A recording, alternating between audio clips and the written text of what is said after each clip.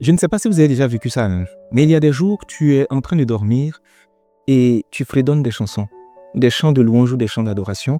C'est comme si la chanson va te hanter toute la journée ou pendant la nuit. Tu te réveilles le matin, tu es en train de fredonner la chanson. Et le réflexe qu'on a, c'est de chercher à oublier la chanson, bien de nous occuper à autre chose, par expérience.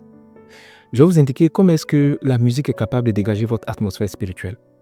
Et ce que je donne comme conseil à certaines personnes, ce sont des choses souvent que j'ai vécues, des choses que j'ai expérimentées, pour ne pas que ce soit juste des choses qui sont dites comme ça.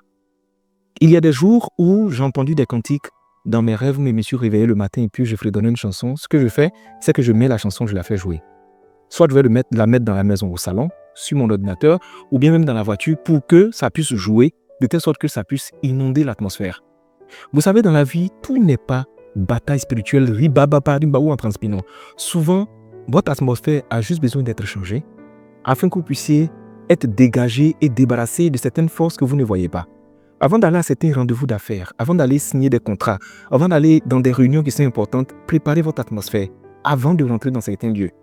Et la musique, c'est une force de possession ou de délivrance puissante.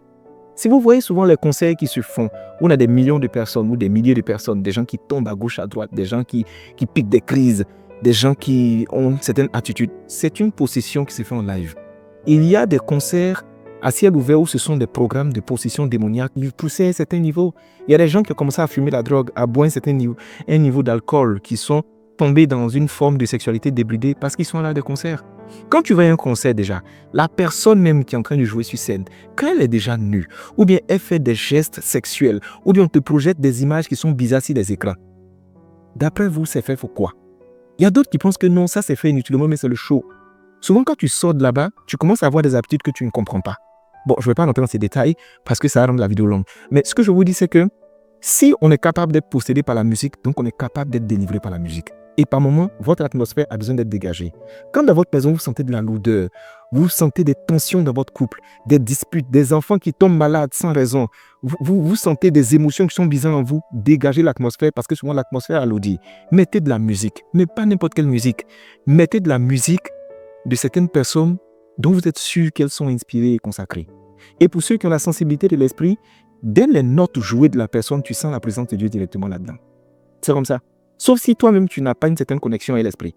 Mais quand tu as la sensibilité de l'esprit, tu sens. Une chante comme la chante Constance, depuis les notes, tu entends dans le piano, tu sais que la présence de Dieu est là. Quand tu prends une chante comme Daniel Barnum, il n'a même pas besoin de parler. Il peut juste dire la même phrase et puis tu sens que l'atmosphère est en train de changer. Quand tu prends quelqu'un comme Derek Jones, c'est ça, non? Oui, c'est Derek Jones, de Vase d'honneur. Chantre excellent. Il y a tellement de chants. Les anciennes chansons, par exemple, du prophète Kakou Sévérin, c'est d'une inspiration spirituelle grave. Qui d'autre me vient à l'esprit? Oui, souvent, c'est un concert de Deborah Lukalou. L'ancien album de Kees Bloom, je ne sais pas quoi c'est l'ancien, mais l'ancien album de Kees Bloom est de Excel, les tout premiers. Il y a quelque chose dedans, il y a un dépôt. Il y en a tellement en tête de chante. Désolé si je ne cite pas certains noms, ce n'est pas réducteur. Mais je veux dire, c'est des personnes qui sont très, très inspirées. Et ils sont capables de pouvoir modifier ton atmosphère tout de suite. Donc, ce que tu fais par moment, tu te lèves et pour aucune raison, tu mets des cantiques de louange dans ta voiture et tu loues le Seigneur. Ouh, j'oubliais, Ronel Bala. Le chanteur Ronel Bala, ses premiers albums, ah là là là là, ses 2 ou 3 premiers albums, c'est terrible. Donc voilà, il y a des chanteurs comme ça qui ont le pouvoir de changer ton atmosphère. Donc souvent, ce n'est pas quelqu'un qui change ton atmosphère. Et il y a des signaux qui te seront envoyés parce que dans ton esprit, il y a des musiques qui vont venir pour que tu puisses les jouer pendant toute la journée. Et vous savez, il y a 2 esprits contre lesquels les cantiques inspirés sont très puissants. Je vais faire un peu de spiritualité, hein, désolé. L'esprit de mort et l'esprit de suicide. Parce que ce sont des puissances qui se trouvent dans les airs. Eux, ils fonctionnent par suggestion. Donc, ils vont parler dans ton oreille. Quand un esprit est libre, qui n'est pas occupé, eux, ils viennent pour souffler des mots, pour souffler des paroles. Et ils sont très subtils et vicieux. Souvent, tu entends quelqu'un te dire, prends le couteau, fais ceci. Jette-toi en bas. Souvent, c'est des suggestions que tu entends. Souvent, tu es là et puis tout d'un coup, tu es triste. Mais triste comme si on t'avait annoncé une mauvaise nouvelle, mais pour aucune raison. Souvent, tu es là et puis dans tes souvenirs, tu commences à penser que à des personnes qui sont décédées. Tu penses au premier, tu penses au deuxième, tu penses au troisième. Ces personnes-là te mentent, ou bien tu dors la nuit, tu commences à faire des songes où tu les vois là-dedans. Tout cela, c'est ça. En train de préparer l'esprit. Il va chercher à t'isoler et après, il va te dire certaines choses.